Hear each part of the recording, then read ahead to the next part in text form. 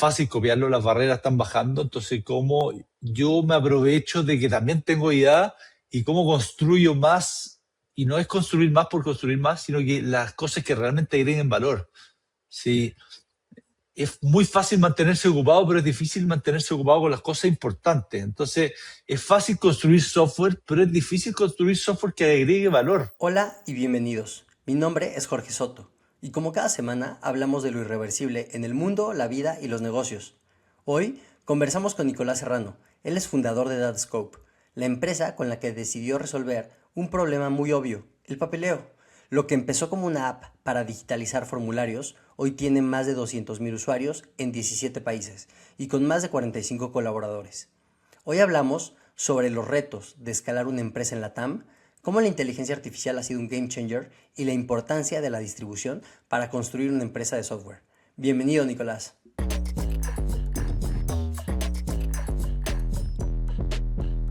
Gusto tenerte por acá. Justo veníamos platicando de esta sesión desde hace un tiempo y quisiera empezar eh, con algo que, bueno, de pronto a lo mejor es la parte un poco más sensible de tu lado, ¿no? Y es, pues, ¿cómo empieza a cambiar la vida cuando pues ya tienes otras prioridades, ¿no? Y es que estás muy cercano a ser padre de familia y, y eres emprendedor, pero ahora las prioridades tal vez se movieron mucho.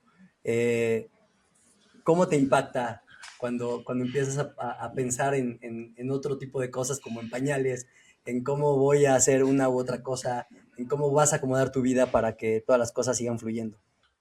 O sea, pregúntame en un mes más. Ahora todavía tengo la teoría de las complejidades que van a ser, pero todavía son muy teóricas. Pura One step at a hipótesis. time. Sí. Eh, pero sí, creo que incomoda, creo que te hace pensar más long term, más cómo voy a equilibrar la vida. Creo que un poquito desequilibrar la vida emprendiendo. Pero eso también es la nueva normalidad, ese desequilibrio es medio normal. Creo que es normal esa obsesión y pasarlo bien en el proceso, pero hay que equilibrar y porque también requiere tiempo y voy a tener que hacer cambios. Así Por que supuesto. entusiasmado lo que se viene, y creo un poquito el dicho de Mike Tyson: uno puede tener la pelea perfecta armada hasta que te diga el primer golpe, y ahí uno que tiene que reajustarse. Entonces, ahí te contaré en un mes más, sin, durmiendo 2 horas, ahí a ver qué pasa. Muchas veces se compara el tener una empresa con tener un hijo. Y hace mucho tiempo, sí, a veces lo dicen como es que es tu bebé, ¿no? El tener una startup, el tener un negocio, tu bebé, ¿no? Y cómo das todo. Yo desde hace mucho tiempo dejé de hacer esa comparación, porque creo que un negocio es un negocio y no puedes compararlo con un ser vivo, ¿no? Y menos con tu hijo, ¿no? De alguna manera entiendo la relación que puede haber como del esfuerzo, de la atención que le pones, pero no hay manera en la que eh, pues es un cambio totalmente radical, ¿no? A tu vida. Entonces, pues que todo salga perfecto y te deseamos en ese sentido, y obviamente en todos, pero en esta nueva experiencia, pues que todo salga perfecto. Que creo que perfecto no va a salir, van a haber caos, y creo que es parte también, yo creo que igual que es medio parecido a emprender. Si al final van a haber caos, no sé, alguien está emprendiendo, le diga que salga todo perfecto, no va a salir todo perfecto. Van a haber noches que van a haber pañales volando, van a haber cosas igual que emprendiendo. Creo que el caos creo que lo hace entretenido también. Así que la perfección, sí, si no sería muy aburrido si es todo perfecto. Yo al menos me aburriría si, y si está muy perfecto, tal vez no te está exigiendo lo suficiente. Entonces, también es parte de esa ambición, ese desequilibrio de tratar de buscar mejorar, y lo que podría estar bien ya no está bien porque uno busca más. No, no, no, totalmente, totalmente de acuerdo. Creo que eso es parte de ir aprendiendo, de ir entendiendo y cómo se van acomodando las cosas y cómo reaccionamos también ante esos retos, ¿no? Tal cual. Y tú has sido una persona que ha estado de alguna manera metido en retos desde hace mucho tiempo. Y es que empezaste, pues, muy rápido al mundo del emprendimiento, un poquito gobierno, tuviste ahí oportunidad de meterte o estar cerca por Chile, y cuéntanos un poco, ¿qué buscabas en esos primeros años? ¿Cómo arranca esa carrera y qué esperabas? Comenzó antes de la universidad, creo que el primer negocio como un poquito más formal, creo que partió a los 14 años. Yo ponía música o sea, partió un poquito medio sin querer queriendo, como diría el Chavo del Ocho, el Chespirito. Eh, Mi hermana tenía una fiesta y necesitaba a alguien que le pusiera música. Habían dos equipos de música, a uno le bajaba el volumen, a otro le subía y ahí con eso iban mezclando las canciones. Y ahí sin querer me di cuenta que la gente pagaba por ser DJ y empezamos a poner música en fiesta. ¿Nos puedes contar un poco de ProChile? ¿Qué es trabajar primero en gobierno y luego dar el salto ahí a corporativo? Porque vimos que después de eso estuvo ahí un paso antes, después de poder empezar primero en gobierno y luego saltar a corpo. ¿Cómo te fue con ello? ¿Cómo viste, siendo estas primeras prácticas y este tema, cómo sentiste el llegar a gobierno y luego dar ese salto al mundo corpo? En el fondo yo tuve estos emprendimientos que en el fondo con el que era DJ es mi socio actual. Llevamos prácticamente 20 años trabajando juntos. Así que nos conocemos desde el colegio. De ahí él estudió computación, yo negocio, y ahí entré a entender un poquito lo que quería hacer. Así que hice estas prácticas en el gobierno, en empresas de equipamiento deportivo en Estados Unidos, en empresas tecnológicas grandes chilenas, para descubrir un poco qué hacer, pero sí, el gobierno, lo entretenido del gobierno es que tiene mucho impacto lo que puedes hacer. Lo que más desafiante es que también hay burocracia y hay bastantes reglas que seguir. A mí, no sé, está en una parte que se entregaban fondos a emprendedores y me llamó la atención que había un emprendedor que debía, por rendición de gasto, debía prácticamente un centavo de dólar. Y yo le dije, y él tenía que casi que me diera un cheque para devolver ese dinero. Y yo dije, lo pago yo, un centavo, ¿para qué va a hacer todo eso? No, es que por protocolo hay que seguir una regla y eso me llamó la atención. Y al final me llevó un poquito a emprender, a ver cómo hacer más ágil los procesos. A mí la burocracia me da ganas de mejorarlo, de cambiar las cosas, de que cómo lo podemos hacer más rápido, más eficiente. Tener que viajar una hora, dejar un peso, creo que es una falta de respeto. Eh, entonces, y al final es un poquito lo que solucionamos nosotros.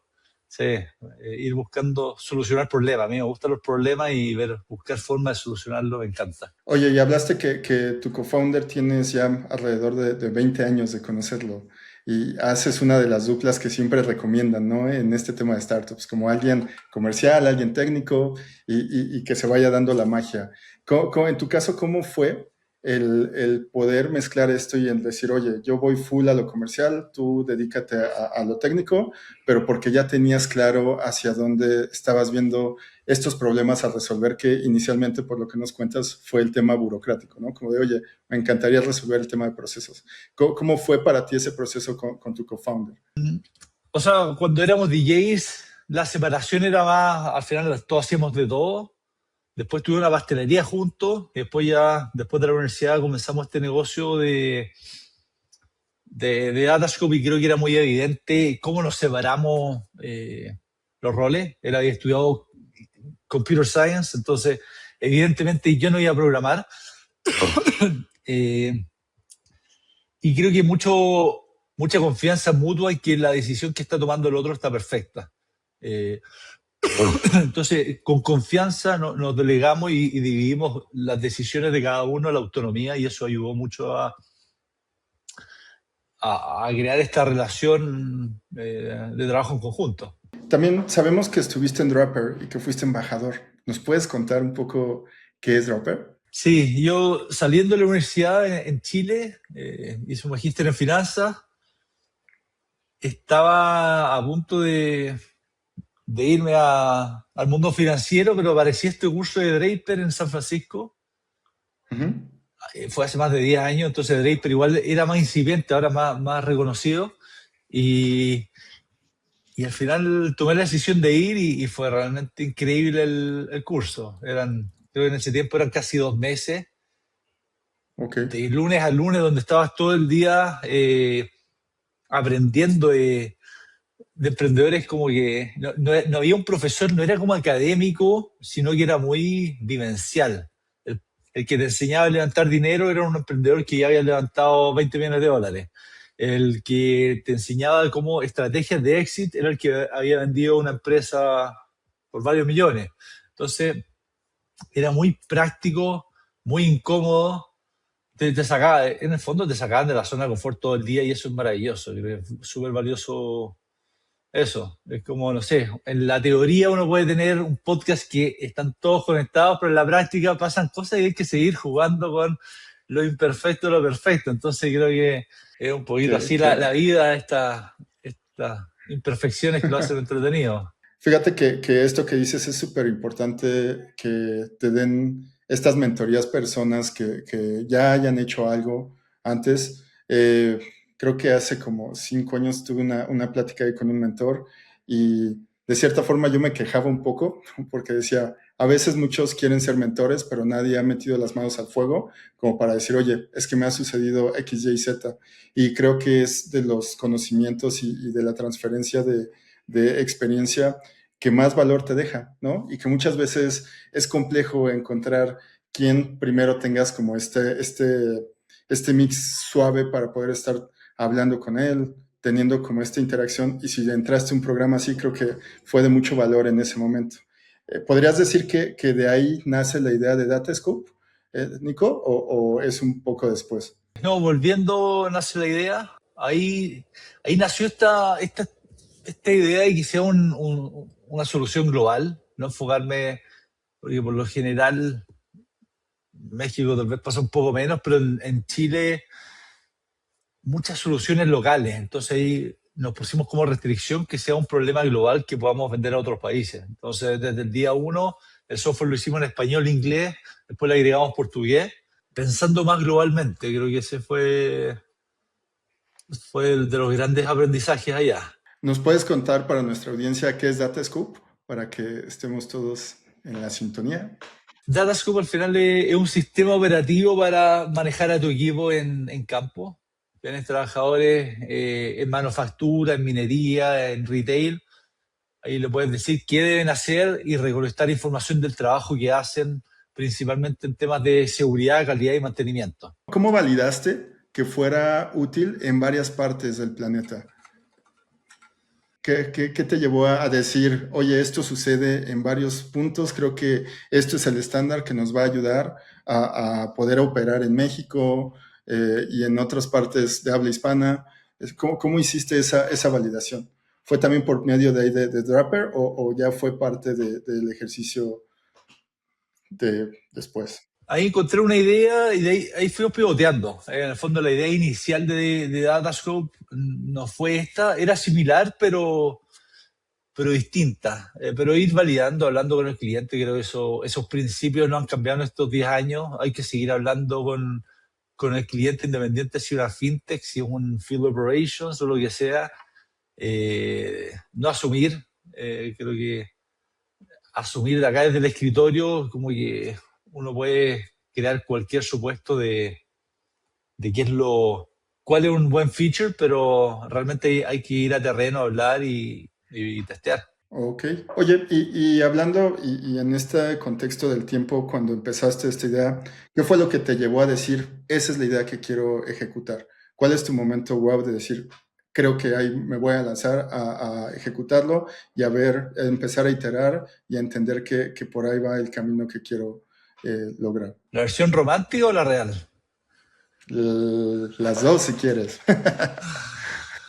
Bueno, estábamos ahí sentados debajo de un árbol que hay una manzana y eso fue lo que gatilló el comienzo de Datascope. Creo que esa es la que uno busca escuchar, pero en la práctica teníamos varias ideas y las rankeamos y decidimos partir con esta. Fue un ranking al final y creo que gran parte es es pasar de la inacción a la acción. Cómo uno hace Claro. romper el status quo y creo que hay que comenzar y ahí uno va iterándose. Al final toda la idea, ninguna fija. A mí me toca hablar harto con emprendedores que están comenzando eh, como su emprendimiento y como para invertir porque tenemos un fondo con un grupo de amigos y es más Ya. que la idea a futuro, es el grupo de amigos porque el grupo emprendedor porque a futuro va a cambiar la idea. ¿Qué es dar ese salto y a lo largo de este tiempo? Nos comentabas antes de empezar a grabar que llevas alrededor de 10 años siendo emprendedor. ¿Cómo ha ido este camino de todas estas iteraciones y estas como saltos de escalera de growth? ¿Cómo lo has tomado tú? No sé cuántos saltos así como escalones hay, no sé, creo que los videojuegos están eso, hoy pasaste nivel 4 nivel 5 y wow, y luces y todo. Acá no sé cuántos hitos así realmente hay, como que al final es un continuo de cosas, el seguir trabajando, pensando un feature, lanzándola, viendo feedback, ir corrigiéndola, ir sacando una nueva versión. Es un poquito más, menos romántico, menos fuegos artificiales y más. O sea, ese es tal vez un camino, tal vez hay otros que son más cuánticos, porque tampoco tuvimos como rondas de financiamiento, no hemos levantado plata de Venture Capital, lo hemos hecho más bootstrapeado, entonces tal vez con serie A, B, C, ahí mantiene un poquito estos hitos, pero nosotros lo hemos hecho más orgánicamente, entre más clientes tenemos, más revenue, y con más revenue, más equipo, y ahí hemos caído en esa dinámica. No, no, y muy interesante. ¿Qué le podrías decir a nuestra audiencia si ellos están comenzando algo bootstrapeado? Porque entiendo que antes era complejo, hoy es creo que todavía más complejo y va a seguir siendo más complejo hoy con la IA, pero ¿qué les recomendarías en términos de growth para empezar a hacer este market fit de su producto? O sea, yo creo que estar cerca del cliente, entender el problema y uno entender el problema y creo que hoy día la distribución es fundamental. ¿Cómo distribuyo mi software? Ahora me aparecía un gráfico, la cantidad de nuevas aplicaciones que han salido es pero abismal, pero la atracción no ha pasado mucho. Crear algo es más fácil, pero distribuirlo es lo difícil. Entonces, ¿cómo hago el canal de venta? ¿Cómo prospecto? Si puedo encontrar cierta viralidad del producto? Esos principios siguen siendo importantes y creo que más importante que nunca la distribución. Totalmente, o sea, hoy justo tú lo dijiste muy bien. Creo que es muy fácil hoy poder decir, voy a construir algo. Y abres Cloud Code, o abres Lovable o alguna plataforma de estas y te pones a hacer una aplicación y la tienes en un día. Pero, pero llevarla hoy no se compite, creo que por producto como tal. Hoy se compite precisamente por esta capacidad de distribuir. Y algo que a mí, no sé si tuvieron ahorita oportunidad de tocar este punto, pero ¿cómo detectas esta problemática, Nico? Precisamente antes de llegar a ese market fit y antes de lograr tener esta capacidad de distribución, seguramente te enfocaste en, oye, había una problemática que un día te apareció, ¿no? Y viste muy claramente y empezaste a ejecutar y empezaste a rascarle a rascarle y a lo mejor en ese momento sí era más difícil construir un producto, ¿no? Entonces, ¿cómo se da ese primer acercamiento con la problemática que te enfrentaste? ¿Y cómo es ese primer paso para detectar la problemática y para empezarla a resolver?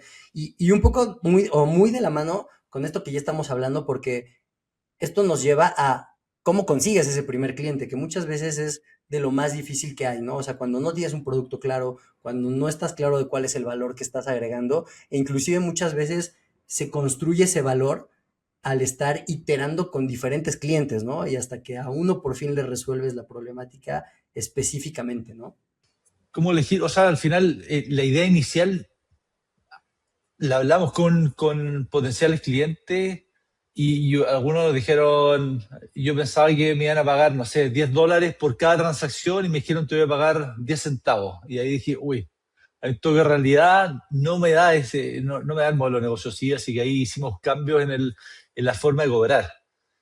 Entonces, creo que lo mejor es no hablar con desconocidos. Inicialmente yo me junté con algunos, no sé, amigos de amigos y llegar a hablar con gente que te tiene estima y muchas veces te dicen que sí, pero en verdad no pagarían un peso por eso. Entonces, hay que tener harto cuidado en sí, pero a ver cuánto pagarías. Creo que creo que está ese concepto en el libro Monetizing Innovation, y hablar del willingness to pay. ¿Cuál es la disposición a pago de ese problema? Porque, oye, pagarías por una aplicación que, no sé, te diga, no sé, cuándo hay un gol. Sí, pagaría, pero tal vez un centavo de dólar y no los $500 que tienes pensado al mes que voy a pagar yo. Entonces, ir calibrando porque es tentador quedarse con algo binario como quiere pagar o no quiere pagar, hacer una encuesta al grupo de amigos, enviarle el link y no, sí, el 90% de la gente pagaría por lo que estoy haciendo, pero no, hay que hablar con la persona, el caso específico y entender demasiado bien y ver si, y no solo construir lo que te pide, sino que entender si es que hace sentido o es algún capricho de esa persona. Entonces ahí ver el P por Q, volumen, cuánta gente tiene este problema y cuál es la disposición a pago. Y creo que la disposición a pago es un buen lenguaje para ver si es que hay fit o no hay fit. Porque hay problemas que no vale la pena resolver también. Y a veces uno quiere hacer un prompt de todo y uno es el desarrollo inicial, pero después hay que mantenerlo, el costo de distribución, vender es caro, lamentablemente no es barato y hay que gastar para vender. Al final tienes tu CAC y hay que gastar ese CAC para adquirir un cliente y el cliente ojalá te pague más de lo que, de lo que tú gastaste en comprar a ese cliente al final, en adquirirlo. Claro, Pero y es más hablar porque, con el cliente, sí, esa es la esencia. sí, conocer al cliente, ¿no? Y entender muy bien cuáles son esos pains Y reales, ¿no? evitar no hablen con amigos para validar. Creo que eso es, por simpatía te pueden decir cosas que son Que no erróneas. ayuda. Sí, Y te dan no. una falsa expectativa y uno cree que, sí, oye, buenísimo, eres un genio, qué buena idea. No sé, si yo te digo que tu idea es buena o tu idea es mala, no sé, mi incentivo es por lo general decir, oye, qué buena idea. Porque a lo más peor te va a enojar si te digo que es mala. Y yo tampoco sé si es mala o buena, que el mercado diga si es buena o mala. Entonces, ¿cómo valías tu hipótesis lo más barato posible? Claro. Entonces, mi percepción, si es buena o mala la idea, es una mala pregunta. Es, oye, ¿cuánto pagarías por esto? ¿Cero? ¿Uno, dos, tres? Y ahí verlo. Claro, a mí me ha pasado y en este sentido que dice que vas y hablas con alguien que dices, esta persona le haría sentido, ¿no? O sea, porque cumple con las características de mi ICP ideal, ¿no? Y de pronto hablas con él y justo lo que me acabas de decir, te dice que es una gran idea, que le encanta y cuando le dices, oye, ¿quieres que hagamos una implementación? Es como, ay, es que justo en eso ahorita no me estoy enfocando, ¿no? Entonces o sea, sí te dijo una hora que fue la mejor idea y que es increíble, pero en el momento que le planteas oye, ¿y pagarías? Oye, y vamos a hacer un deal, ahí como que se pierde esa gran idea y resulta que a lo mejor no es algo tan urgente o tan importante para esa persona, que no significa que no sea esa idea interesante, ¿no? Simplemente significa que él no es el cliente ideal y que a lo mejor tienes que seguir explorando otro tipo de perfiles u otro tipo de negocios que se adecúen con ese tipo de propuesta de valor. Efectivamente. Validar y testear. Pero sí, y entre más me expongo a hablar con clientes, más suerte voy a tener. Y el feedback negativo o positivo, los dos son valiosos y tener esa conversación incómoda de cuánto pagarías por esto. Por ejemplo, me surge aquí otra duda, ¿no? O sea, en este sentido, al detectar tú esta necesidad, pues es una necesidad que de pronto a lo mejor, y justo no sé si esto ya lo habían tocado, pero es una necesidad que a lo mejor no es como ese planteamiento sexy, ¿no? O sea, de alguna manera estás automatizando algo que ya se hace, ¿no? Y que de pronto es, quitemos las hojas de papel o quitemos el proceso manual y más bien vayamos a ese espacio donde a veces puede haber hasta cierta fricción con el usuario final, ¿no? Porque el usuario final termina siendo alguien muy operativo y entonces a veces ciertos perfiles operativos o inclusive no operativos, pero de cierto tipo de empresas, pues pueden estar más confiados en decir, ya sé cómo hacer X o Y cosa y yo confío en ese proceso. Entonces llegas tú a buscar innovar y ahí hay una fricción, ¿no? Ahí hay un reto de adopción de usuarios, de que el usuario adopte esta nueva plataforma y que si la persona pues, es un señor que lleva haciendo ese trabajo 15 años o 20 años, pues de pronto no quiere cambiar porque qué tal si se equivoca y entonces tiene miedo. ¿Cómo ha sido para ti, justo no solamente ahora viéndolo del lado del producto, ¿no? Esa adopción del usuario y cuáles son los retos a los que te enfrentaste? Sí. Ahí creo que 2 puntos. Algo que hace difícil realmente es buscar estos primeros clientes es que uno está en modo ventas, pero también producto. Entonces, como estás tratando de hacer una consultoría, pero también quieres venderle, porque entonces creo que ahí el gorro de vendedor sacárselo, ser honesto y ir con curiosidad genuina de cómo lo resuelve actualmente. Y en base a cómo lo resuelve, de ahí tú le propones, pero no esperar que te digan tu roadmap, porque a veces te van a dar sugerencias que no es como él lo piensa, pero tal vez tú lo puedas abstraer más el problema y hacerlo como un flujo mucho mejor pensado. Entonces, sacarte el gorro vendedor y ir con el gorro de producto es realmente investigar. Y dos, para que la adopción genere, para que tenga buen stickiness, creo que es hacerlo simple. Creo que lo difícil es hacer un proceso complejo simple. Y la simpleza, ¿no? Puta, pensar cada botón, porque si le agregas 2 botones más, son 2 pasos más que hay que explicarle. Entonces tiene que ser más fácil que ocupar WhatsApp. Nosotros, si sabe ocupar WhatsApp la persona, ya sabe ocupar Datascope. Lo mantenemos muy simple porque son cargos que están al sol, están con guantes, llevan efectivamente 10 años haciéndolo de cierta forma, entonces tiene que ser más simple para él. Tiene que ver el beneficio el operador, pero también el administrador. Si uno de los dos no ve el beneficio, tiene un problema. Y obviamente, digo, después de 10 años haciendo este proceso, pues tú lo ves ahorita con esta madurez, ¿no?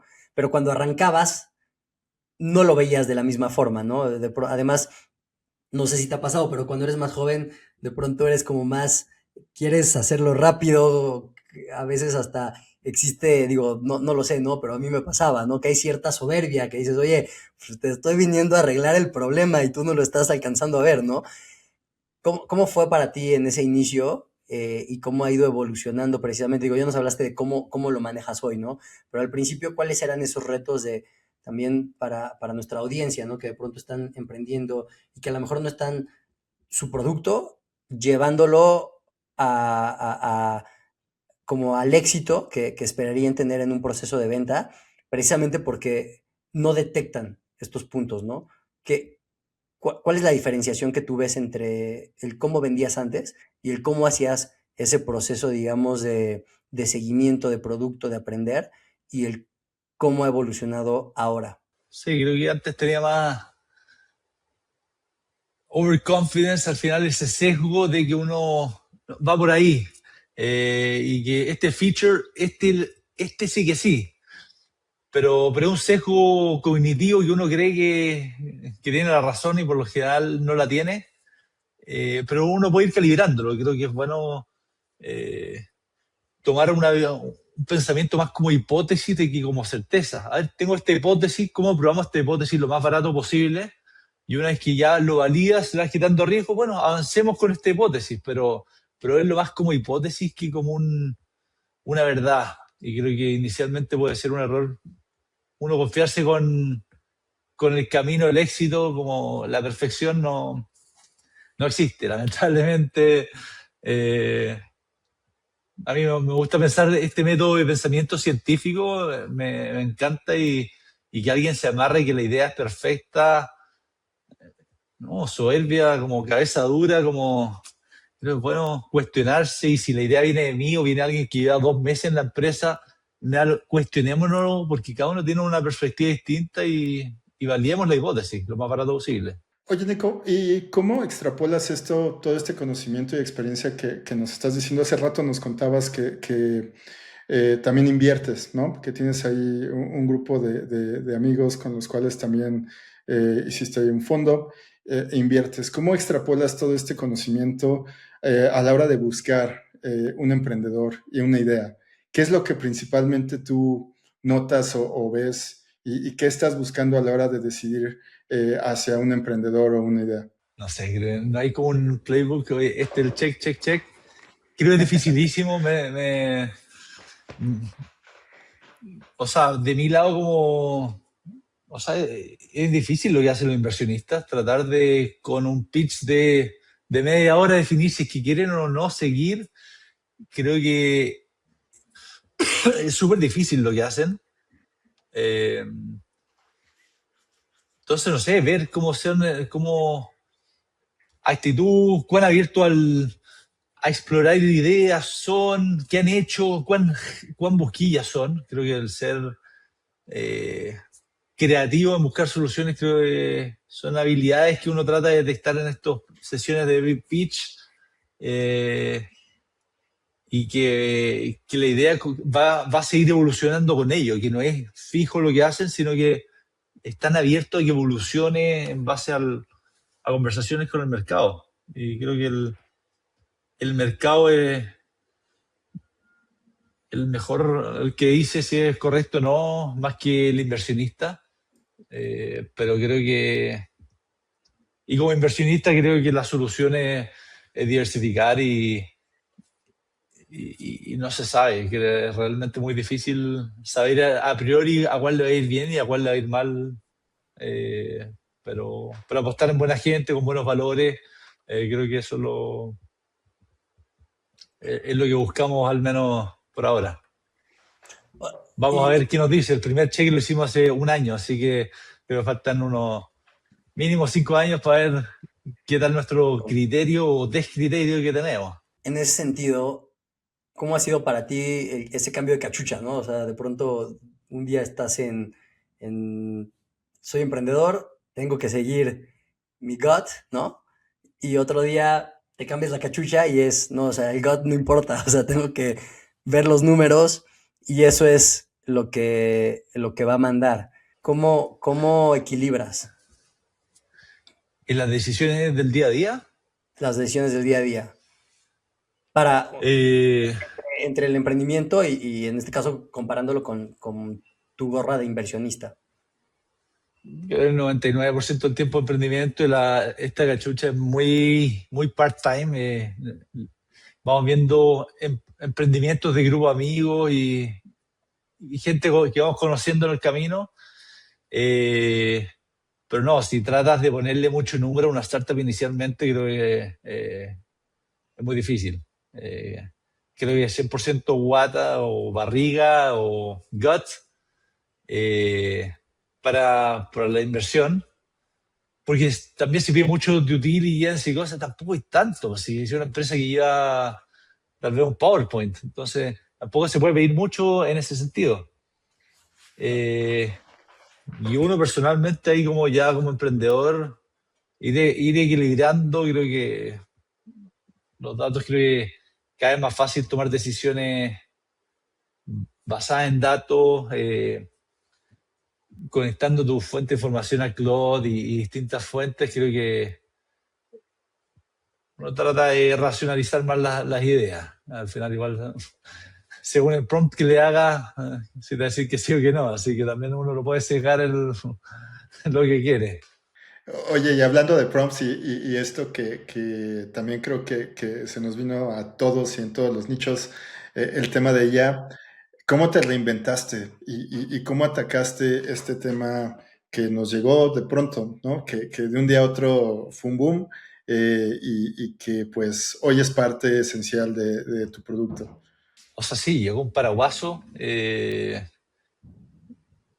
decimos, no sé, cuando llegó blockchain o, no sé, por los NFTs, todos nos decían, oye, deberían poner NFTs en su app para que la trazabilidad de todos los documentos, pero yo creo que ese fue un poquito, no era un caso, era medio forzado ese caso de uso, pero ya ahí realmente vimos que cambiaba la forma de que nosotros trabajamos internamente y cómo podíamos cambiar la forma de que trabajaban nuestros usuarios. O sea, cómo le hacíamos más fácil el día a día a nuestros operadores, a nuestros clientes y, y- y nada, obligado a ver formas de... O sea, vimos que estaba esa opción, no fue ninguna obligación, pero encontramos que le podíamos agregar mucho valor a nuestro usuario y empezamos a agregar funcionalidades que le simplificaran el proceso.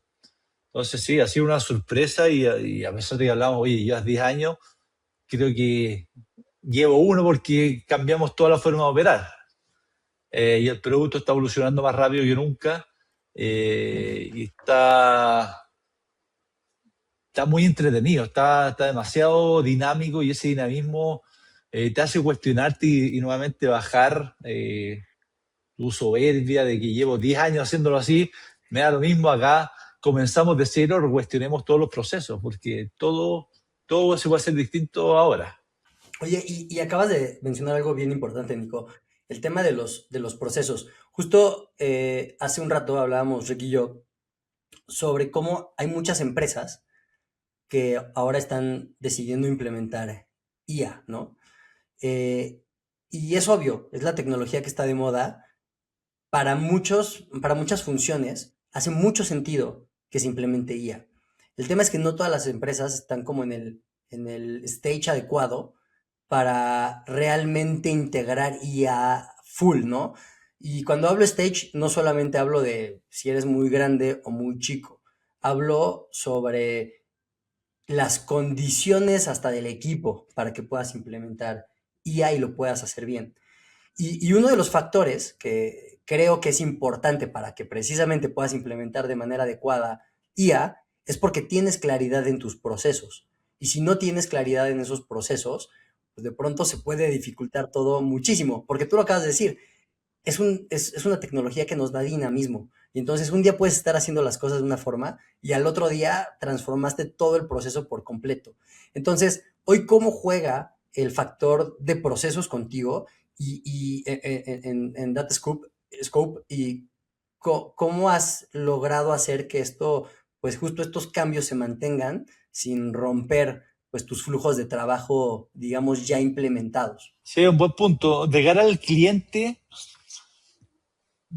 a veces la mejor idea es cuando no te das cuenta que está ocupando IA. Entonces, ver cómo se lo podemos ir haciendo cosas que hacía manualmente, ahora que sin querer fue IA por atrás, pero hay que ser más sutil porque efectivamente se generan barreras. Oye, vamos a ocupar IA, a ver, esta funcionalidad ocupa IA otra vez, pero no es ocupar IA por ocupar IA, es cómo te hago este problema, este flujo más eficiente. Y ahí eh, gusta cuando es más eficiente al cliente. Internamente estar cuestionando los procesos, porque a veces uno dice, oye, hace 3 meses probé esa IA para este proceso y me funcionó pésimo, así que no funciona, pero hace 3 meses hoy día y hay que volver a testearlo. Y eso yo creo que antiguamente uno tomaba una decisión, ese software no me gustó y ya te quedas con esa decisión más por largo plazo. Ahora no sé, yo hace un año probé estos agentes de llamado con voz, con IA, y se escuchaba un lag y era terrible. Ahora lo estamos implementando y está buenísimo.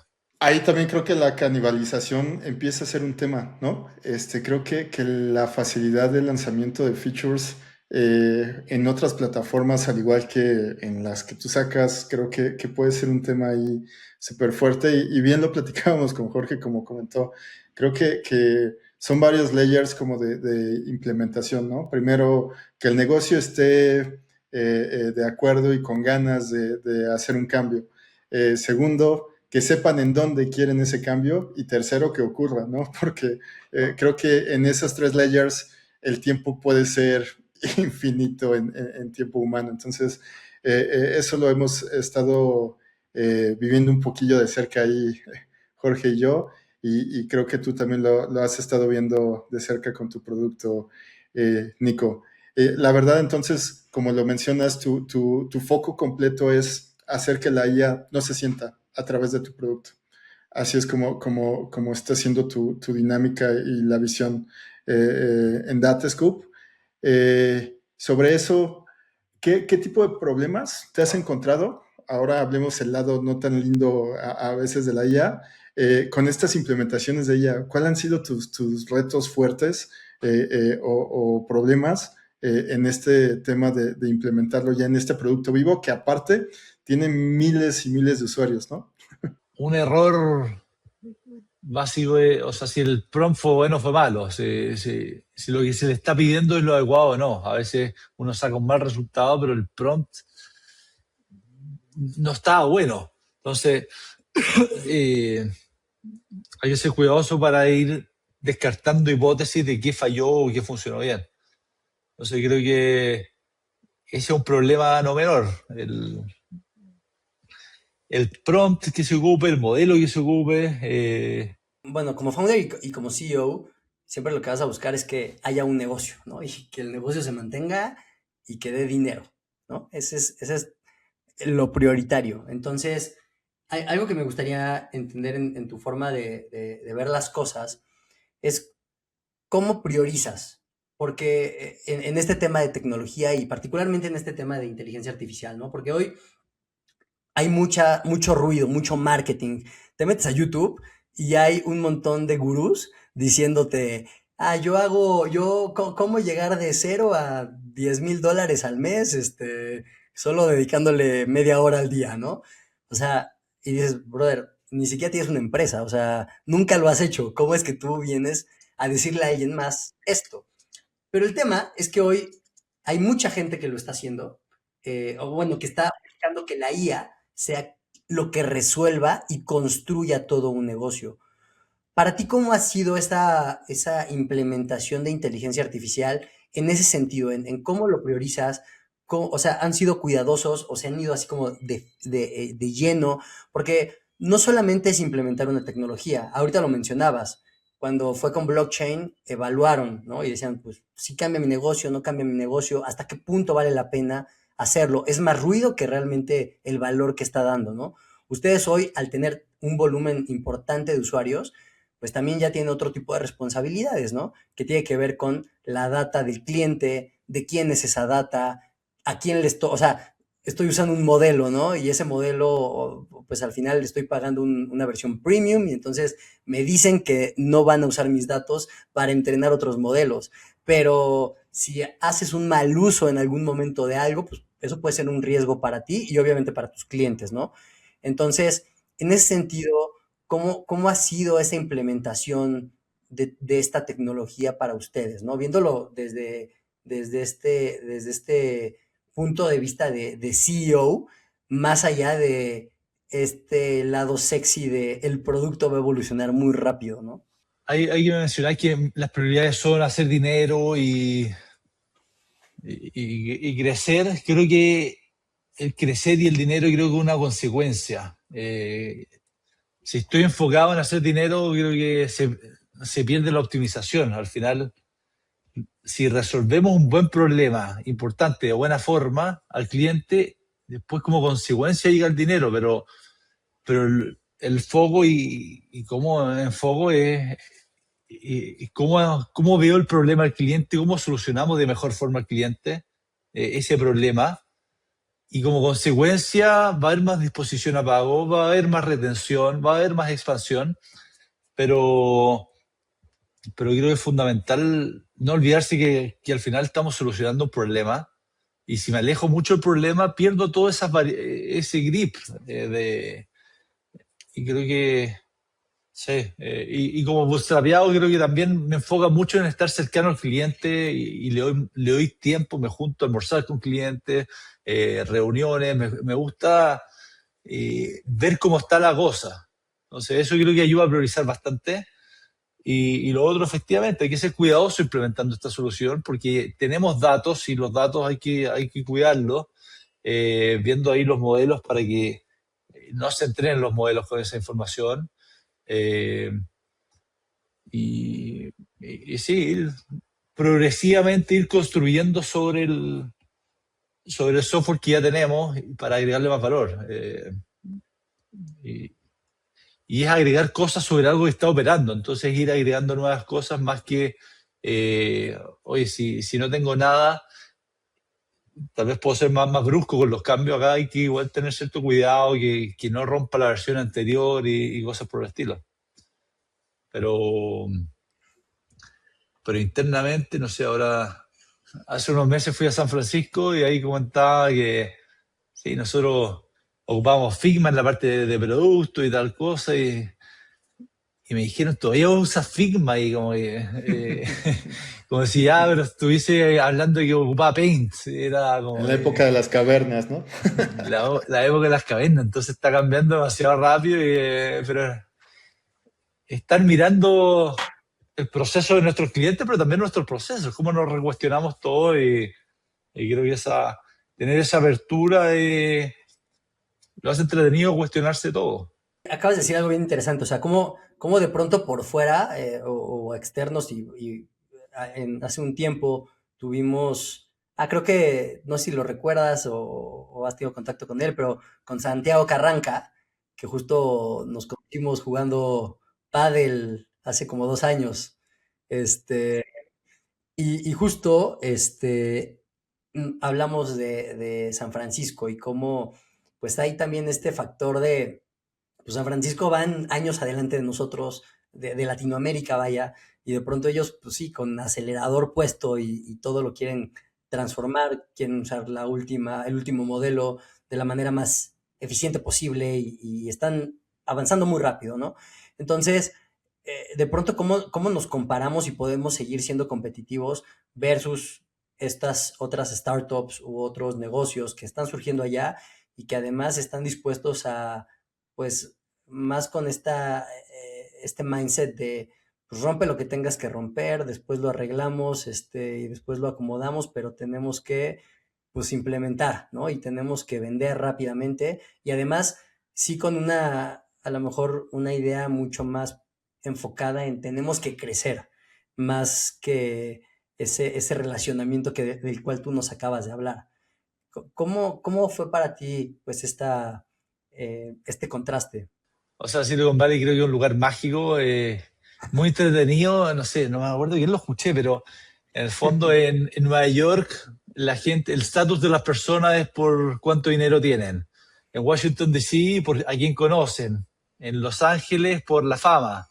Y en San Francisco es por las ideas. En el fondo vas a un lugar y están todos hablando de ideas, de nuevos conceptos y es lo más entretenido que hay. Porque las ideas priman ahí. Vengas de donde vengas, ¿cuál es tu idea? ¿Es interesante o no es interesante tu idea? ¿En qué estás trabajando? Y eso lo encuentro muy entretenido. Me gusta ir todos los años es como mi viaje a mi retiro espiritual para allá a ver qué está pasando. Y efectivamente, creo que ya no son años luz, sino que están algunos meses adelantados. Ya el modelo bueno, sale en San Francisco y tiene acceso también desde México. Entonces, esa brecha se ha cortado, pero lo que no se ha cortado es la mentalidad. La mentalidad ya es impresionante y al final creo que pensar en problemas grandes y trabajar en un problema chico, en un problema grande es el mismo tiempo. Entonces, piensan en grandes, son muy ambiciosos y cómo cambiamos la forma de trabajar. Al final, no sé, a alguien le molestaba cómo pedir un Uber y cambió. A mí, no es nada contra sí, pero igual algo contra el gremio del taxista, por lo general es complicado, no sé, desconfianza que te van o llevar a un lugar equivocado, te van a cobrar el triple Sí, sí. o se te perdió algo y ya nunca más supiste. Entonces, le dieron transparencia, hicieron el cambio, hacen cosas que cambian, cosas difíciles de cambiar. Y más que la aplicación para, no sé, para ver si tu perro está feliz o no. Creo que es muy importante la felicidad del perro, pero creo que a veces hay problemas más grandes que podemos solucionar en el mismo tiempo. Entonces, eh, esas ganas de cambiar, el mundo cambia por personas como tú y yo, entonces, hagamos ese cambio. El mundo cambia porque alguien decidió cambiar, no es porque pasaron cosas, esas cosas las hizo alguien. Creo que eso es bueno empoderarse y que uno puede hacer ese cambio. Claro. Sí, es generar no solamente las ideas, ¿no? Sino llevarlas a la ejecución y estar dispuestos a darle, a darle, a darle hasta que lo No sé, materialices, ¿no? tal cual. Y esa paciencia que hay que tener, una mezcla entre paciencia y iterar. Algo que también es importante y lo quiero llevar más ahora sí hacia la cultura dentro de la organización es, pues porque justo, ¿no? De pronto este mindset te ayuda a atraer a gente que está alineado contigo en ese mindset, ¿no? Y contratas a las personas que sabes que piensan como tú o que tienen esta motivación o van a poner el esfuerzo que tú quieres y que tú decidiste contratar para que lo pongan en tu proyecto. ¿Cómo ha sido para ti la creación de equipo en el tiempo? ¿Cómo lo has ido evolucionando hoy cuántos miembros del equipo tienen y justo cómo ha sido ese proceso de crecimiento? Hoy día somos 45 y creo que es una variable, o sea, es un desafío constante. Van cambiando los perfiles que uno busca, tal vez cuando quería comenzar puros practicantes y después, oye, sabéis que en verdad tal vez quiero un poquito más de experiencia porque te ahorra, te ahorra hartos problemas. Puedes ir directo más a alguien que ya aprendió, pero creo que lo esencial, la curiosidad y que disfruten lo que hagan, creo que es una constante, que estén curiosos porque al final lo que aprendieron en la universidad hace 5 o 10 años ya está totalmente obsoleto. Hay que estar constantemente cuestionando, escuchando el podcast, el libro. Si no les gusta, es fatal. Les tiene que apasionar realmente lo que hacen. Si no, creo que no se logran los resultados que buscamos y para ellos tampoco es tan entretenido. Entonces, gente que esté media un poquito obsesiva con el skill que hagan, con las ventas. Ahí uno puede profundizar muchísimo en ventas, libros, habilidades, eh, cómo abordo este tipo de clientes. Al final, cada cliente es único y a ver, con este cliente puedo tomar este approach, con este otro, con código también. Los programadores, cómo está cambiando la forma de programar. Ya las líneas de código de un programador son escritas por él, ya no se usa el teclado para programar. Y eso le enseñaron en su universidad. Entonces, ¿cómo me readapto? La adaptación es clave. Hoy día, más que nunca, un diseñador que ya no ocupa Figma, que diseña con Design Systems, con Claude. La adaptación al cambio creo que es fundamental y al final la cultura es lo que está permitido hacer. Creo que qué permitimos y no permitimos hacer. Hay que cuidarla, hay que alimentarla eh, y es de las cosas más importantes de una startup. Claro, y en ese sentido, por ejemplo, digo, no estoy seguro, no estoy claro si ustedes están híbridos, están remotos, pero además tienen operación en toda la región. Sí. Entonces, Tenemos hay equipos como en otro 5 grado de países. complejidad, ¿no? Ajá. Sí, es más híbrido, pero una vez al año hacemos un viaje. No sé, el año pasado fuimos a Brasil todo el equipo, este año fuimos todos a Colombia, a Cartagena. buscamos, hacemos esa instancia de convivir, de comunicación, de interactuar, porque creo que lo presencial tiene mucha riqueza.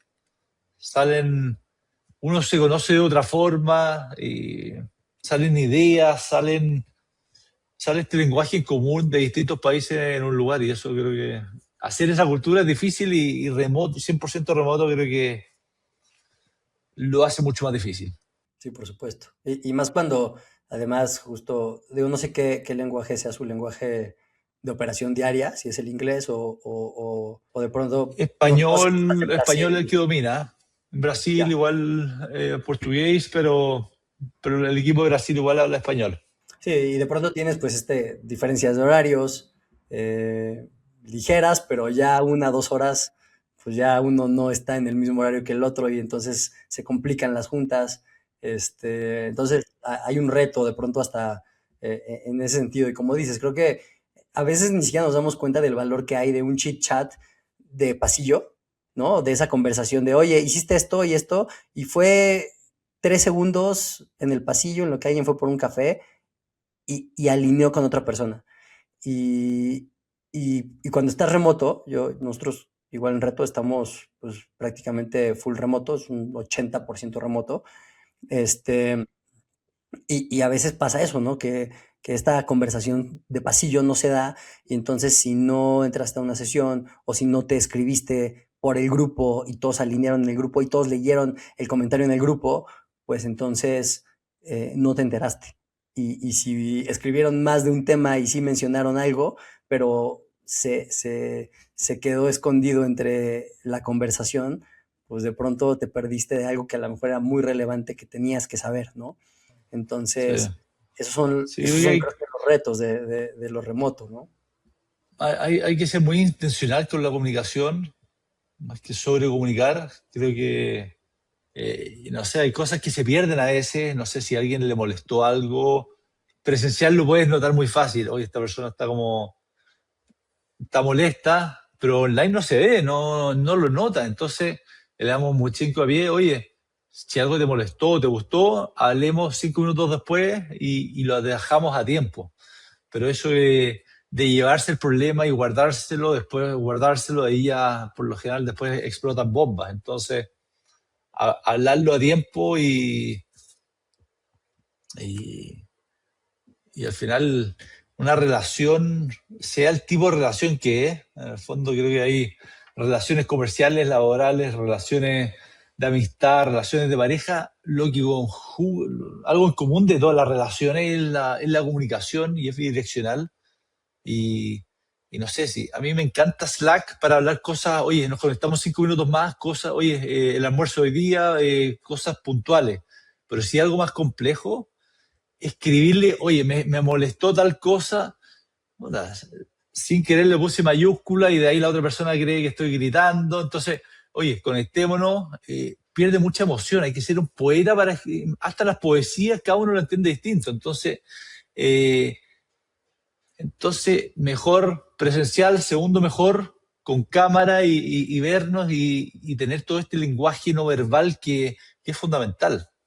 Entonces hay que ser demasiado intencional con la comunicación. No es llegar y trabajamos todo por Slack, es cambiar la forma en que nos comunicamos y sobrecomunicar. Claro.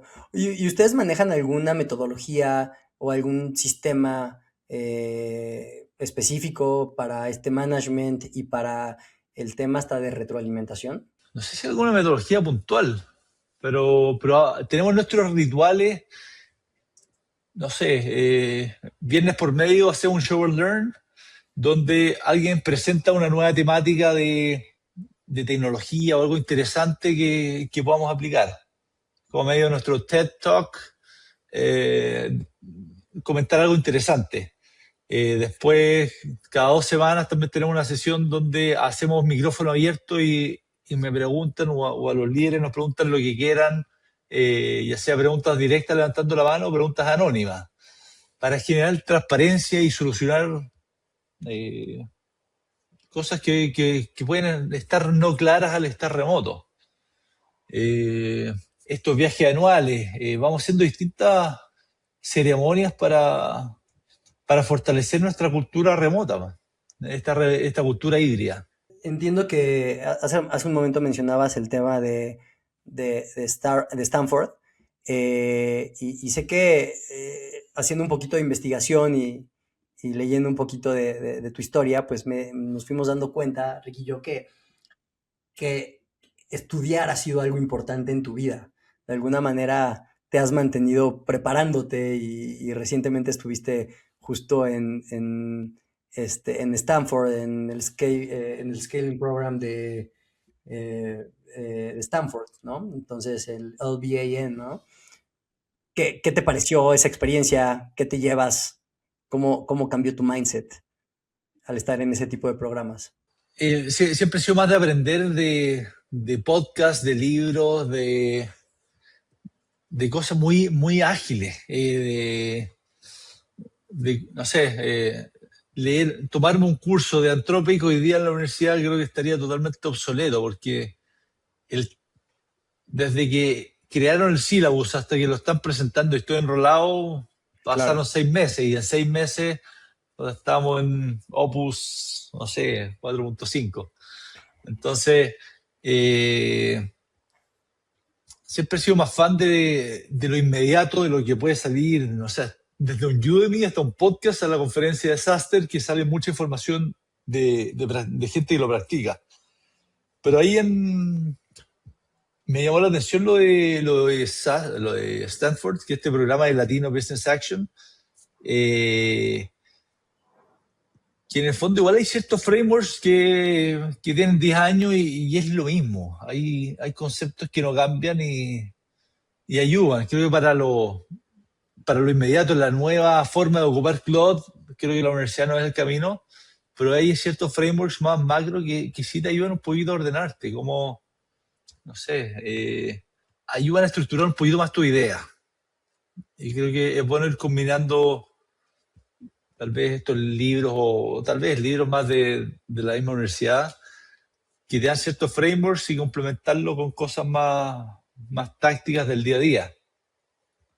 Pero es buena experiencia y creo que la universidad es increíble. El nivel de profesores que tiene te abre la mente y al final un poquito el efecto San Francisco. Es increíble sumergirse ahí. Y creo que a todo emprendedor le hace bien ir de vez en cuando para allá o escuchar los podcasts de la gente que está allá. Buscar una forma de exponerse a esas ideas, ya sea presencial, muy valorado, sino la versión bootstrapeada online. Oye, Nico, y hablando de cosas grandes y de toda esta información que, si bien como decías, en San Francisco, en Silicon, va a 1000 por hora, hablando de Data Scoop, ¿qué sueños grandes todavía están por venir para Data Scoop que todavía no se cumplen? Eh, ¿qué ves por ahí que quieres que suceda con Data Scoop? Y creo que yo me siento como si lo hubiésemos abierto ayer en la empresa, todavía hay demasiado por hacer, en procesos, en funcionalidades que sueño con tener, como que siempre uno nunca alcanza ese arcoíris, el arcoíris siempre se va alejando, entonces esta ilusión, avanzo pero cada vez se aleja más y creo que falta todo y falta nada a la vez. Creo que estamos avanzando y creo que ese es seguir disfrutando el camino, porque la meta no es una meta concreta. Llegamos a cierto hito, lo que yo pensaba que era mi gran sueño, lo pasé y de ahí ni me di cuenta. No sé, cuando dije que llegáramos a cierta meta de revenue, casi me iba a hacer un tatuaje de Datascope. Después que, ¿verdad? Sigamos y como que no sé, ya como la meta se va alejando. Como una artesanía, como un artesano que va evolucionando su arte, un artista como que nunca dice, oye, ¿qué te falta ser artista? Es seguir el próximo cuadro y el próximo cuadro y con cada cuadro uno va mejorando y creo que es parecido acá. El próximo feature, el próximo desafío que tenga con el equipo, con con un cliente, eso, que sean problemas distintos, no caer en el mismo problema dos veces, ese creo que es un gran aprendizaje, pero que vayan siendo problemas distintos, eso me mantiene, me mantiene entretenido. En estos retos que van surgiendo,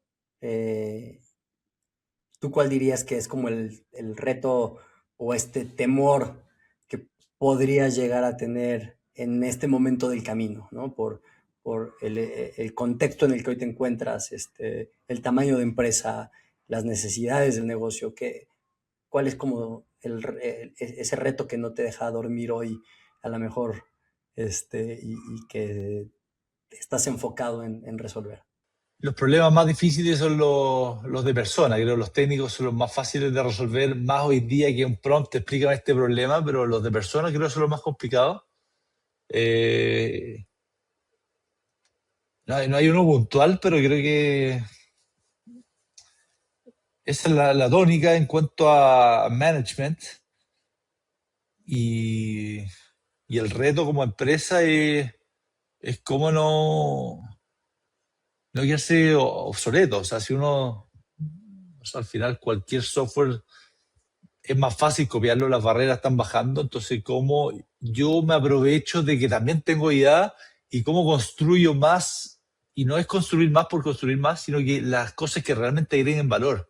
Sí, es muy fácil mantenerse ocupado, pero es difícil mantenerse ocupado con las cosas importantes. Entonces, es fácil construir software, pero es difícil construir software que agregue valor y Sí. que se mantenga simple. Si no puedo construir por líneas, no sé, hay gente que mide a los desarrolladores por líneas de código.